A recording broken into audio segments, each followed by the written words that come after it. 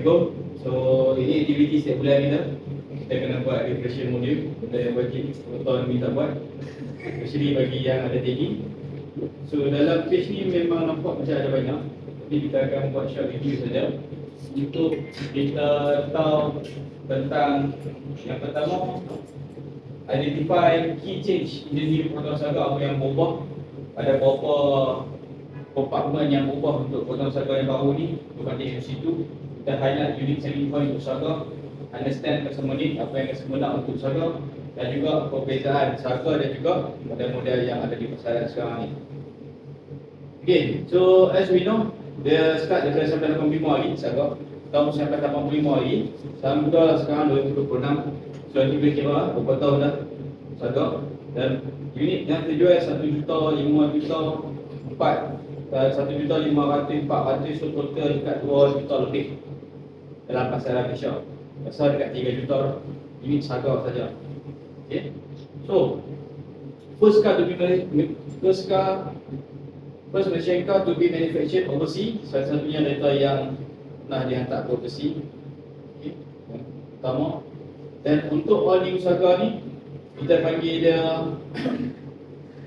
all new. Kalau ikutkan tak panggil MC3. Kalau ikutkan dia sebut dia all new. Tapi sebabkan perkataan MC3 tu dah viral, so just guna sajalah.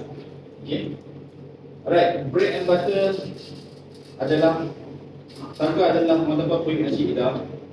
Saga tu adalah kuih nasi. Mau tak mau, Saga ni senang nak jual. Macam beli roti ya, roti bread and butter. Okay, macam beli roti. Okay, 45% daripada target proton kebanyakannya daripada Saga. Even sekarang masa lagi tinggi, almost 60%, 65% pasaran Malaysia jualan kita adalah Saga. Setakat bulan sampai bulan 6, 65% dia adalah Saga saja. Okay, so basically kita pergi kepada yang baru yang tak tahu pasal Saga lagi. Kita akan short kepada dia punya specification dia tu. Bagi yang baru yang tak tahu lagi, Saga punya enjin menggunakan IGT 4 silinder NA, Natural Aspirated tanpa turbo, sama macam X50, sama macam X70. So kalau tak tahu yang detail pasal enjin ni, boleh tengok video yang latest dalam TikTok saya. Okay. Dan gearbox pula dia ada 480, ada CVT. 480 penggunaan cara gearbox ni, kenapa 480, kenapa CVT, ada sebab dia. Okay. CVT guna untuk premium. Kenapa CVT letakkan premium? Sebab kita nak dapatkan the less oil consumption. Ikut abang? Tadi? Kenapa? Dia belakang lang tadi. Tadi. Timing. Oh, dia capturing tak apa. Okay, then transmission saya cakap tadi 4 speed dengan CVT. Chassis, okay, untuk chassis ni dia ada EPS tapi not with mode switch, bukan dengan mode switch. Dan paling penting sekali untuk Saga ni dari segi safety, dia ada 4 star NCAP. Okay, untuk body Saga dia guna body yang sama macam Persona, sama X50, sama X70, sama dan juga X90. Dia menggunakan proses hot pressing foam. Yang kata body ni, yang kata body kuat ni, bukan yang ni tau. Bukan bahagian ni, bukan yang body luar ni. Yang kata HPM ni, hot pressing foam ni yang salah cerita kat semua. Bukan yang bahagian luar ni, tetapi wrist bar, tulang dia. Tulang dia tu yang HPM, yang 5 kali ganda lebih kuat. Model Asia, model Beza tak ada benda tu. Sebab tu yang itu, pasal kalau accident yang itu kan, habis tu main ke dalam. Sebab wrist bar dia besar pembaris dah. Itu hakikat. Kita bukan saja nak jatuh kawan, tapi itu adalah betul-betul fakta. Siapa yang pakai model tu boleh buka atas dan check. Okay, so wrist bar bagi dalam dia ada tambah yang baru lagi bawah seat. Itu antara key factor boleh cerita dekat semua. Okay, untuk dari segi perbezaan spek, saya rasa semua tahu. Spek dah tengoklah Saga, yang belum tengok boleh tengok dulu. And then untuk model Saga ni, kalau paling berbaloi sekali adalah spek eksekutif sebenarnya, bukan premium. Tapi sebenarnya mana berbalik eksekutif lah.